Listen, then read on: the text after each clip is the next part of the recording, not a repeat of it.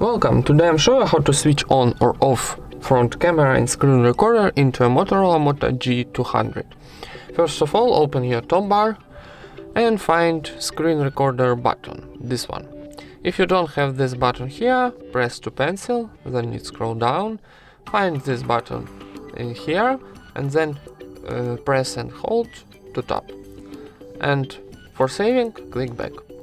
Then press this button, start recording, click start, and now when you see this panel here will be your camera option, so click it, and now my screen recorder will be with selfie video.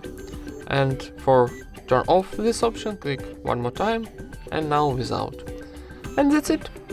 Thank you for watching, leave thumbs ups and subscribe to our channel.